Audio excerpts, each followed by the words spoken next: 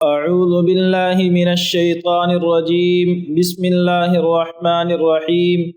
قال الملأ الذين استكبروا من قومه لنخرجنك يا شعيب والذين آمنوا معك من قريتنا أو لتعودن في ملتنا قال أولو كنا كارهين صدق اللہ العظیم۔ 9ویں پارے کے شروع میں اللہ تعالیٰ نے حضرت شعیب علیہ السلام کا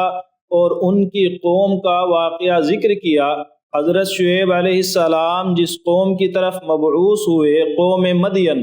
ان لوگوں میں دو برائی تھی۔ عام طور سے وہ قومیں جن کے عذاب کا اللہ تعالیٰ قرآن کریم میں تذکرہ کرتا ہے، ان میں ایک برائی تو مشترک یہ رہی کہ وہ اللہ کو خدا نہیں مانتے تھے، اللہ تعالیٰ کی توحید کو نہیں مانتے تھے، اس کے رسول کو نہیں مانتے تھے۔ اور ایک بڑی برائی ان میں حقوق العباد کے تعلق سے بھی پائی جاتی تھی۔ چنانچہ حضرت شعیب علیہ السلام کی قوم کے اندر حقوق العباد میں جو بڑی برائی اور بڑا عیب اور کمی تھی، وہ یہ کہ ناپ تول میں کمی کرتے تھے، لوگوں کے حقوق مارتے تھے، پورا حق نہیں دیتے تھے۔ شعیب علیہ السلام نے ان لوگوں کو سمجھایا کہ اللہ کا بھی حق ادا کرو اور اپنی قوم کا بھی حق ادا کیا کرو، جو ان کا تمہارے اوپر بنتا ہے پورا پورا دیا کرو۔ قوم نے ان کی بات کو نہیں مانا بلکہ ان کو دھمکیاں دینا شروع کر دی، تو اللہ تعالیٰ نے اس قوم کو بھی تباہ اور برباد کر دیا۔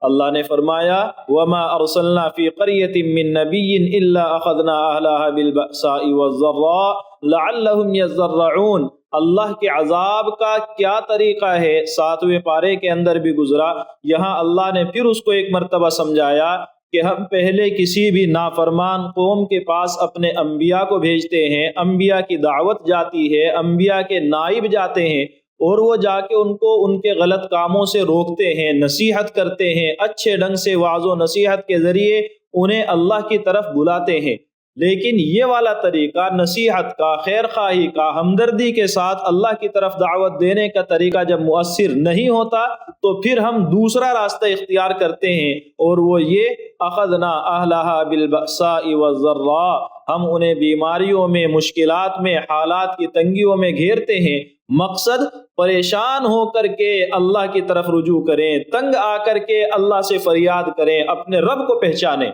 لیکن جب یہ مشکلات میں بھی اللہ کی طرف متوجہ نہیں ہوتے، اپنی اس ضد اور ہٹ دھرمی پر جمے رہتے ہیں، ثم بدلنا مکان السیئۃ الحسنہ، اب ہم یہ مشکلات ہٹاتے ہیں، نعمتیں ان کو دیتے ہیں، اتنی نعمتوں کی فراوانی ہو جاتی ہے کہ اب ان میں اکڑ آتی ہے، تکبر آتا ہے۔ اب وہ کیا کہتے ہیں؟ قد مس آباءنا الضراء والسراء،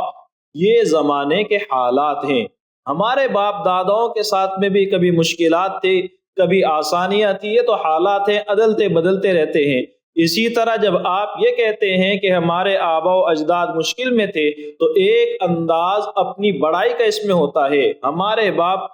جھوپڑ پٹیوں میں، اتنی تنگیوں میں، اتنی پریشانیوں میں گزارا کر کے گئے ہیں، اب ماشاءاللہ اللہ کی نعمتیں ہیں۔ یعنی یہ کہنے والا اپنی محنت کی قدر کرانا چاہتا ہے، سامنے والے سے اپنی خوبیوں کا اعتراف کرانا چاہتا ہے۔ اللہ نے فرمایا یہ بھی اس شخص کی بربادی کا راستہ ہے، اس شخص کی تکبر کی علامت ہے کہ جب اللہ نے تنگیوں سے نکال کر آسانیوں میں لا کر کے کھڑا کر دیا، اب تو کہے کہ اے اللہ تیرا شکر ہے، اب بھی وہ اپنی شیخی بگارتا ہے یا اس کو زمانے کے حالات کا نام دے کر کے آگے بڑھ جاتا ہے۔ جب اس کی سرکشی اور اس کی یہ ضد اور اس کی یہ ناشکری اور ناقدری اس حد تک بڑھ گئی، اب ہم کیا کرتے ہیں؟ اخذناہم بغتہ، اچانک عذاب آتا ہے، سنبھلنے کا بھی موقع نہیں دیتے، تباہ اور برباد کر کے چھوڑتے ہیں۔ وَلَوْ أَنَّ أَهْلَ الْقُرَىٰ، لیکن اگر کوئی بھی قوم جو اللہ کی نافرمان ہے کسی بھی وقت ایمان لے آئے، اللہ کے احکام پر آ جائے، جن چیزوں سے اللہ منع کر رہا ہے ان چیزوں سے رک جائے، جو اللہ کی مرضی ہے اس کو اپنا لے،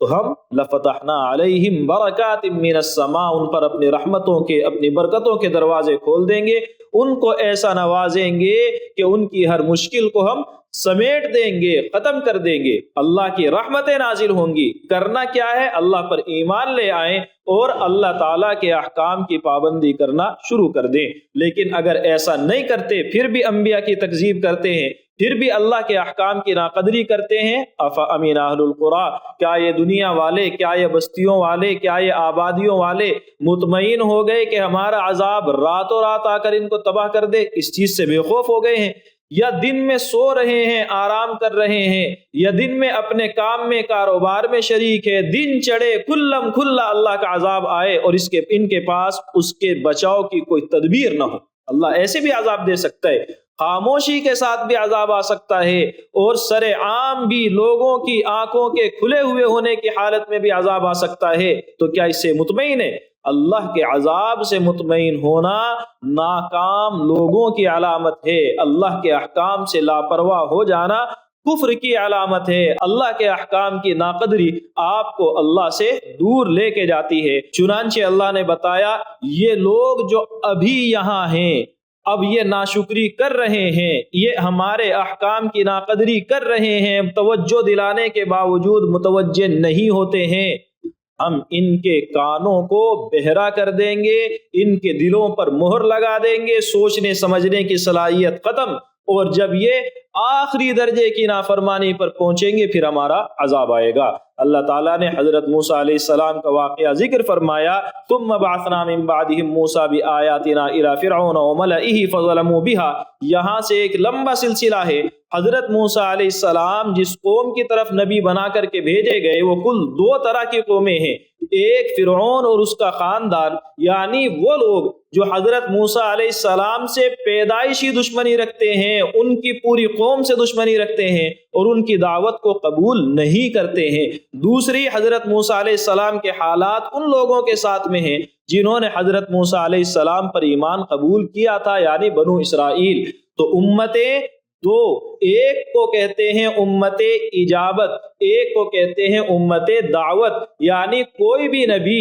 جب نبی بنا کر کے بھیجا جاتا ہے تو وہ تمام لوگوں کا نبی ہوتا ہے، جتنے لوگوں کی طرف اس کو نبی بنا کر بھیجا گیا۔ اب جو ان میں سے ایمان لائے ان کا بھی وہ نبی ہے، ان کو کہا جائے گا کہ یہ اس نبی کی امت اجابت ہے، انہوں نے نبی کے پیغام کو قبول کیا ہے، اور جو ایمان نہیں لاتے ہیں انہیں کہا جاتا ہے کہ یہ امت دعوت ہے، یعنی نبی نے ان کو دعوت تو دی ہے لیکن انہوں نے قبول نہیں کی۔ اس لیے ہم کہہ سکتے ہیں کہ ہمارے نبی حضرت محمد الرسول اللہ صلی اللہ علیہ وسلم پوری دنیا کے نبی ہیں، پوری انسانیت کے نبی ہے، کسی کے لیے نبی یہ دعوت ہے اور کسی کے لیے نبی یہ اجابت ہے، یعنی وہ امت ان کی ہے جنہوں نے ان کی دعوت کو قبول کیا ہے۔ غرض حضرت موسیٰ علیہ السلام کے واقعے کے دو حصے، ایک واقعہ امت دعوت کے ساتھ ہے اور امت دعوت میں ہے فرعون اور اس کا خاندان۔ ان لوگوں کو حضرت موسیٰ علیہ السلام نے دو دعوتیں دی،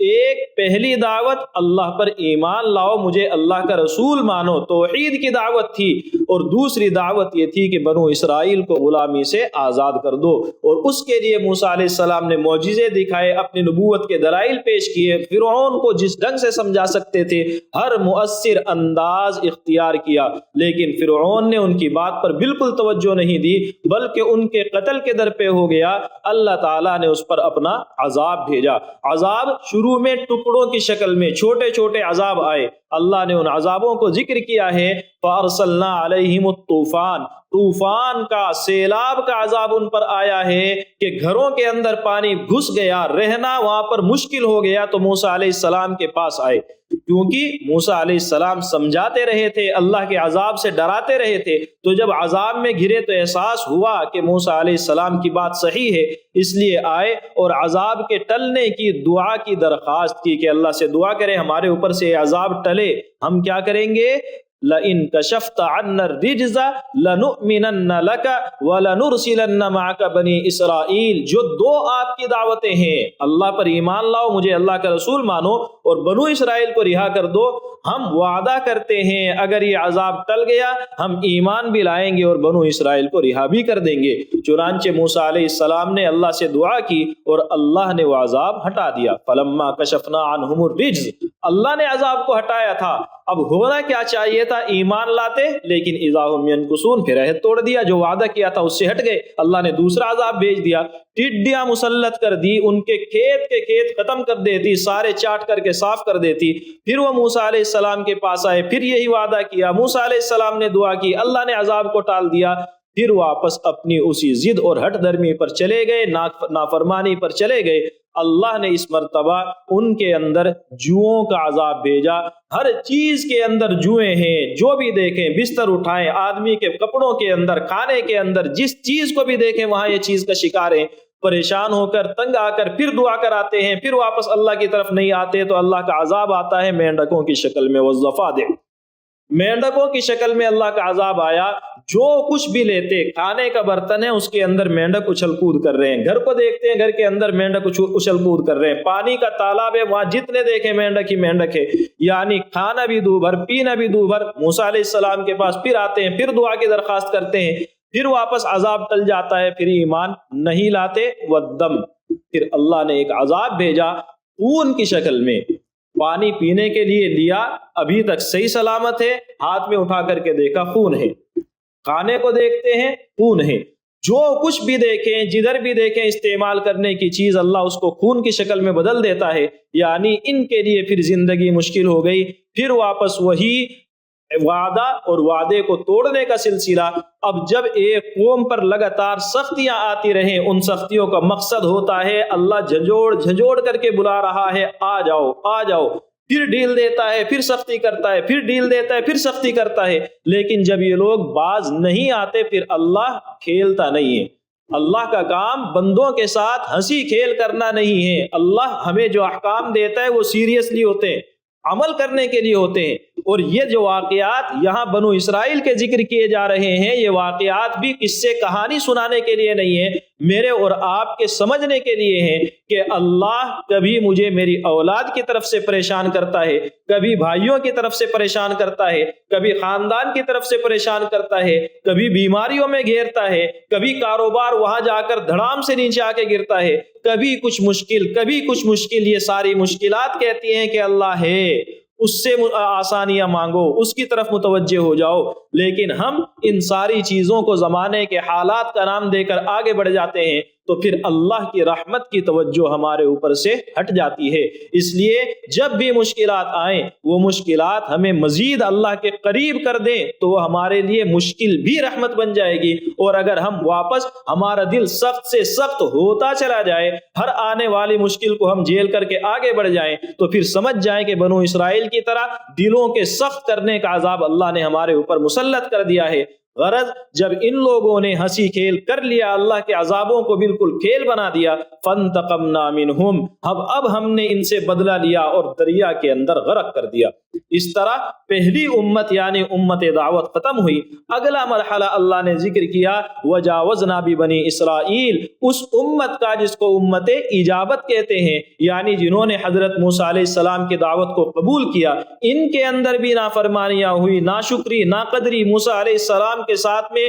وہ سلوک جو نہیں ہونا چاہیے ایک نبی کے ساتھ، اللہ کے احکام کے ساتھ میں وہ سلوک جو ایک ایمان لانے والی قوم کو نہیں کرنا چاہیے، انہوں نے کیا۔ بلکہ اس سے آگے بڑھ کر جب اللہ نے کہا ہفتے کے دن میں مچھلی کا شکار نہ کرو، تو انہوں نے اللہ کو ہوشیاری دکھانے کی کوشش کی کہ مچھلیوں کو جس دن مچھلی زیادہ آ رہی ہیں اور وہ ہفتے کا دن ہے جس دن اللہ نے منع کیا ہے، اللہ زیادہ مچھلیوں کو وہاں متوجہ کرتا ہے تاکہ ان کی آزمائش ہو، امتحان ہو، دیکھیں اللہ کے حکم پر عمل کرتے ہیں کہ نہیں۔ تو انہوں نے یہ کیا کہ چھوٹے چھوٹے تالاب، چھوٹے چھوٹے گڑھے بنا دیے اور پانی اس میں چھوڑتے، مچھلیاں اس کے اندر آ جاتی تو منہ بند کر دیتے۔ اس طریقے سے ان لوگوں نے ہوشیاری کی تو بنو اسرائیل میں کل 3 فرقے بن گئے، 3 جماعتیں بن گئی۔ ایک وہ جماعت جو انہیں سمجھاتی تھی کہ آپ غلط کر رہے ہو اللہ کے احکام کے ساتھ، دوسری وہ جماعت جو یہ کام کر رہی تھی مجرمین کی، اور تیسری وہ جماعت جو نہ ادھر تھے نہ ادھر تھے، دل میں کہتے تھے یہ نالائق لوگ ہیں، لیکن نصیحت کرنے والوں کو سمجھاتے تھے کہ انہیں سمجھانے کا کوئی فائدہ نہیں ہے، یہ سنیں گے ہی نہیں۔ تو غرض ان کے دل میں بھی ان کے عمل کی برائی کا احساس تھا، تو جب اللہ کا عذاب آیا تو یہ نافرمان اور حد سے تجاوز کرنے والے ان کو اللہ نے بندر اور خنزیر کی شکل میں بدل دیا، اور وہ دونوں قوم جنہوں نے سمجھایا تھا یا جنہوں نے دل سے برا سمجھا تھا، اللہ تعالیٰ نے ان کی حفاظت فرمائی۔ غرض بنو اسرائیل کے ساتھ میں حالات پیش آئے جن کا تذکرہ اللہ نے کیا۔ اس کے بعد عہد الست کو اللہ نے ذکر فرمایا ہے کہ اللہ نے اولاد آدم کو دنیا میں پیدا کرنے سے پہلے ہی سب سے عہد لیا تھا کہ مجھے اپنا رب مانو گے۔ ہماری روح کے اندر اللہ نے یہ بات رکھی ہے، ہمارا دل اس بات کا عادی ہے فطرتاً۔ چنانچہ جب آپ مشکل میں گرتے ہیں، چاہے وہ شخص خدا کو مانے یا نہ مانے، جب مصیبت ایسی آ جائے، ایسے اس کو گھیر لے کہ کوئی راستہ نظر نہ آ رہا ہو، تو خدا یاد آتا ہے۔ یہی ہے وہ عہد الست کا اثر جو اللہ نے انسان کے دل میں رکھا ہے۔ اس کے بعد اللہ نے ایک واقعہ ذکر کیا بلعم باعورہ کا، جو بنو اسرائیل کے اندر تھا۔ حضرت موسیٰ علیہ السلام کے لیے بد دعا کرنے بیٹھا تھا اپنی قوم کی رشوتوں کے لالچ میں، جبکہ وہ بہت بڑا اللہ والا تھا۔ اللہ نے اس کو بھی تباہ اور برباد کیا ہے، کیونکہ اللہ کے اولیاء کے ساتھ دشمنی، اللہ کے انبیاء کے ساتھ دشمنی کسی کے لیے بھی خیر کا سامان نہیں ہو سکتی۔ اللہ نے فرمایا هو الذی خلقکم من نفس واحدہ، اللہ جب تمہیں نعمتیں دیتا ہے تو ان نعمتوں کو کی قدر کرو اور یہ سمجھو کہ وہ اللہ کی طرف سے ہے۔ جیسے جب تک نعمت نہیں مل رہی تھی تڑپ رہے تھے، اولاد نہیں مل رہی تھی پریشان تھے، مل گئی تو اس کے اندر ناشکری نہ کرو، جس نے دی ہے اس کا شکر ادا کرو۔ سورۃ الاعراف کے آخر میں اللہ نے نبوت کے اہم کام، دعوت کے اسلوب سمجھائے ہیں کہ کسی کو نصیحت کرنے بیٹھو، اللہ کا دین سمجھانے بیٹھو، اللہ کے دین کی طرف بلاؤ، تو یقین کرو کہ وہ شخص سیدھے منہ سے بات نہیں کرے گا، اس کی طرف سے تکلیف والی باتیں سننے کو ملیں گی۔ اس لیے خذ العفو، پہلے مضبوطی سے پکڑو، وامر بعد میں اللہ کہتا ہے۔ پہلا کام کیا ہے؟ معافی کو لازم پکڑ لو۔ یہ دھیان میں رکھنا ہے کہ وہ زیادتی کرے گا، تمہیں معاف کرنا ہی ہے، اچھے اخلاق کا مظاہرہ کرنا ہی ہے۔ اس کے بعد اس کو بھلائی کا حکم کرو، پھر بھی اگر وہ بدتمیزی سے پیش آتا ہے اعرض، نظر انداز کرو، اگنور کرو، اس کی طرف زیادہ توجہ نہ دو۔ لیکن دل کے اندر غصہ امڑ کر کے آ رہا ہے، اس نے ایسی بات کیوں کہی ہے؟ شیطان تمہیں بھڑکا رہا ہے، تمہارا حوصلہ توڑنا چاہتا ہے۔ فاستعذ باللہ، اللہ کی پناہ مانگو، اعوذ باللہ من الشیطان الرجیم پڑھو، اور آئندہ دوسرے شخص کو سمجھانے کے لیے، دوسری جگہ اپنی دعوت کو اچھے مؤثر انداز میں پہنچانے کے لیے تدبیر اختیار کرو، اور اللہ سے دعائیں کرتے رہو۔ اللہ نے قرآن کریم کے آداب ذکر کیے، جن میں سے ایک بہت بڑا ادب یہ ہے کہ جب قرآن پڑھا جا رہا ہو تو پھر یا تو آپ برابر میں بیٹھ کر قرآن پڑھ رہے ہیں یا کسی دینی اہم کام کے اندر مشغول ہیں تو بہت خیر ہے، ورنہ وہاں بیٹھ کر باتیں مت کرو۔ جب قرآن پڑھا جائے آپ کی ذمہ داری ہے کہ توجہ سے سنو۔ اس لیے جو حضرات مسجد میں بیٹھ کر تلاوت کرتے ہیں، ان تلاوت کرنے والوں کو چاہیے کہ جو شخص نماز پڑھ رہا ہے یا اپنے محفل میں لگا ہوا ہے، وہاں بیٹھ کر قرآن یا تو آہستہ پڑھیں، اور ان بیٹھنے والوں کو بھی چاہیے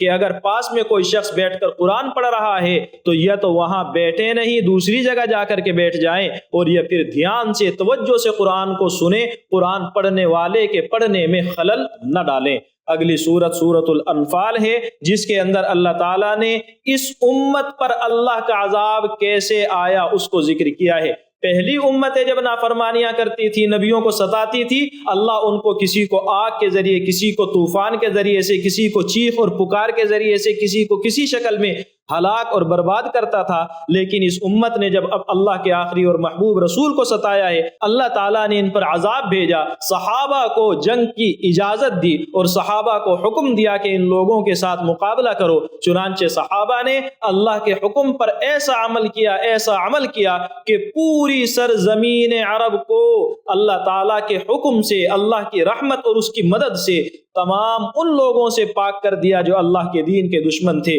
یہ مدد اللہ کی تھی اور محنتیں صحابہ کرام کی تھی۔ غرض سورۃ الانفال میں اللہ تعالیٰ نے اس امت کے اندر جو مشکلات آئی ہیں ان کا تذکرہ ہے، جنگ کے حالات آ جائیں کیا تمہیں کرنا ہے اس کا تذکرہ ہے، صحابہ کرام کی ذمہ داریوں کا تذکرہ ہے، ہمیں کامیابی کیسے ملیں گی اس کا تذکرہ ہے، اور شروع میں اللہ تعالیٰ نے 5 خوبیاں ذکر کی ہیں مومنین کی جن لوگوں کا ایمان کامل ہے۔ اللہ نے فرمایا مومنین کاملین جن لوگوں کا ایمان اس درجے میں ہے کہ اللہ کے سامنے پیش کر سکیں، پہلی خوبی ان کی یہ ہے کہ جب اللہ کا ذکر کیا جاتا ہے تو ان کے دل لرز جاتے ہیں۔ اللہ کا حکم آ جائے، اللہ کی وعید سامنے آ جائے، اللہ کا نام آ جائے تو ان کا دل دہل جاتا ہے کہ اللہ کے سامنے جواب دینا ہے، وہاں کے معاملات بہت سخت ہیں۔ دوسری خوبی یہ ہے جب قرآن کی آیتیں ان کے سامنے تلاوت کی جاتی ہیں تو ان کے ایمان میں اضافہ ہوتا ہے، یقین میں اضافہ ہوتا ہے، اللہ کے احکام پر عمل کرنے کا جذبہ ابھرتا ہے۔ تیسری خوبی یہ ہے وہ صرف اللہ پر بھروسہ کرتے ہیں، دنیا جہاں کی طاقتوں اور اسباب پر ان کا بھروسہ نہیں ہوتا ہے۔ اسباب اختیار کرنا ایک الگ چیز ہے، بھروسہ صرف اللہ کی ذات پر کرتے ہیں۔ چوتھی خوبی یہ ہے کہ نماز قائم کرتے ہیں۔ پانچویں خوبی یہ ہے کہ جو اللہ نے ان کو دیا ہے، نعمتیں دی ہیں، صلاحیتیں دی ہیں، مال دیا ہے، اسباب اور عہدے ان کو دیے ہیں، جو چیز دی ہے اس کو اللہ کے حکم کے مطابق خرچ کرتے ہیں۔ تو یہ 5 خوبی جن میں ہو اولئک هم المؤمنون حقا، صحیح درجے میں ایمان ان لوگوں کا ہے۔ آگے اللہ تعالیٰ نے غزوہ بدر کے حالات کو ذکر کیا اور فرمایا کہ اللہ نے بدر میں تمہارے اوپر 5 طرح سے اپنے انعام کیے تھے۔ وہ 5 انعام کیا ہیں کہ اللہ نے جو صحابہ تھکان سے چور تھے ان کی تھکان کو دور کیا، ان پر اپنی طرف سے امن نازل فرمایا، اور دوسری رحمت وہاں ہوئی کہ اللہ کی طرف سے بارش برسی اور صحابہ کے لیے پانی کا نظم ہوا، اور جس ریت میں چلنا مشکل ہو رہا تھا وہ بیٹھ گئی۔ تو پہلی رحمت اللہ کی طرف سے ان پر امن اور سکون نازل ہوا، دوسری رحمت اللہ کی طرف سے بارشیں نازل ہوئی، تیسری رحمت شیطان کی طرف سے جو ان کو آزمایا جا رہا تھا، طرح طرح کے وسوسوں میں ان کو الجھایا جا رہا تھا، اللہ نے ان کو دور کیا اور ان کے دلوں کو ثابت قدم رکھا، ان کے دلوں کو جما دیا۔ اللہ نے فرشتوں کو بھیجا اور فرشتوں نے آ کر کے ان کے حوصلے بڑھائے۔ یہ اللہ کی رحمت تھی صحابہ پر، دشمنوں کے دلوں میں اللہ نے رعب ڈال دیا۔ یہ ساری رحمتیں ہوئیں بدر کے اندر، مٹھی بھر جماعت ہزاروں کی تعداد پر غالب آ گئی۔ اللہ نے فرمایا ایسا اس وجہ سے تھا کہ وہ جو اللہ کے دشمن تھے وہ اللہ اور اس کے رسول سے دشمنی میں آئے تھے، اللہ نے اپنے رسول کی مدد کی۔ آگے اللہ نے اگر جنگ کے حالات پیدا ہو تو ہماری ذمہ داری کیا ہے ان کو ذکر کیا ہے۔ اللہ نے فرمایا اذا لقیتم الذین کفروا زحفا فلا تولوهم الادبار، جنگ کے حالات آ جائیں پیٹ مت دکھاؤ، مضبوطی کے ساتھ مقابلہ کرو، ہمت اور حوصلے کے ساتھ میں جمے رہو، اللہ کی مدد آئے گی، اللہ تعالیٰ تمہارا تعاون کرے گا۔ فلم تقتلوهم ولكن اللہ قتلهم، کسی بھی میدان میں کامیابی ملے، چاہے جنگ کے میدان میں کسی دوسرے میدان میں، اس کامیابی پر اپنی ہنر مندی کا لیبل مت لگاؤ، بلکہ اللہ کی رحمت کے حوالے کرو کہ محنت ہم نے کی تھی لیکن کامیابی اللہ کی طرف سے ملی ہے۔ چنانچہ غزوہ بدر میں جب اللہ کے رسول نے ایک مٹھی مٹی کافروں کی طرف پھینکی تھی، ان کی آنکھوں میں گری تھی، سب کی آنکھوں میں گری، اور ان لوگوں کے لیے آگے کے منظر دیکھنے مشکل ہوئے، تو نتیجہ صحابہ ان کے اوپر غالب آئے۔ تو اللہ فرماتا ہے کہ اے نبی یہ نہ کہیں کہ وہ مٹی آپ نے پھینکی تھی، یہ کہ اللہ نے پھینکی تھی، یعنی اللہ کی رحمت اس کے اندر غالب تھی۔ اسی طرح اطیع اللہ و رسولہ، اللہ اور اس کے رسول کا کہنا ماننا ہے، اس کے خلاف نہیں جانا ہے۔ استجیبوا للہ وللرسول، اللہ اور اس کے رسول جب تمہیں کسی اہم کام کے لیے بلائیں فوراً لبیک کہنا ہے۔ لا تخونوا اللہ والرسول، اللہ اور اس کے رسول کے ساتھ خیانت نہیں کرنی ہے۔ جنگ کے اندر جو مال غنیمت حاصل ہو جائے یا کسی بھی شخص کا جو مال آپ کے پاس میں ہو، خاص طور سے وہ مال جو تمام مسلمانوں کا ہوتا ہے، اوقاف کی شکل میں، امدادی شکل میں، بیت المال کی شکل میں، ان تمام مالوں کے اندر خیانت بہت بدترین شکل میں عذاب آئے گا اللہ تعالیٰ کا اگر وہاں آپ خیانت کرو گے۔ چنانچہ اللہ کے رسول کی وہ حدیث آپ نے سنی ہوگی کہ اے لوگو، قیامت کے دن میرے پاس اس حال میں نہ آنا کہ کسی کے سر پر گھوڑا ہو، کسی کے سر پر چادر ہو، کسی کے سر پر اونٹ ہو، اور وہ آ کے کہے مجھے عذاب سے بچا لو، میں نہیں بچاؤں گا، میں نے اللہ کے احکام پہنچا دیے ہیں۔ خیانت کرو گے گھیرے جاؤ گے، پکڑے جاؤ گے۔ ان تتقوا اللہ یجعل لکم فرقانا، اللہ کا تقوی، اللہ کی رحمت سے امید، اللہ تعالیٰ کے احکام کی پابندی ہمیشہ مضبوطی کے ساتھ اپنے ساتھ میں جوڑ کر کے رکھو، اللہ کی رحمتیں تمہاری طرف متوجہ ہوں گی۔ کافروں کی طرح نڈر مت ہو جاؤ، تکبر مت اختیار کرو۔ اللہ کی رحمت چاہتے ہو، اگر چاہتے ہو کہ اللہ کا عذاب نہ آئے تو ایسی صرف 2 چیزیں ہیں جو کوئی بھی امت کوئی بھی قوم ان کو اختیار کرے گی اللہ کا عذاب نہیں آئے گا۔ ایک ہمارے بس میں نہیں، وہ ہے کہ اللہ کے رسول موجود ہوں، تو ہمارے اندر اللہ کے رسول اب نہیں ہیں۔ دوسری ہمارے اختیار میں ہے کہ ہم اللہ سے اپنے گناہوں کی معافی مانگتے رہیں، استغفار کرتے رہیں۔ اللہ نے فرمایا ہے جب تک یہ استغفار کرتے رہیں گے اللہ عذاب نہیں بھیجے گا۔ اللہ تعالی ہم سب کو سمجھنے کی، قدر کرنے کی توفیق عطا فرمائے۔ وآخر دعوانا ان الحمد للہ رب العالمین۔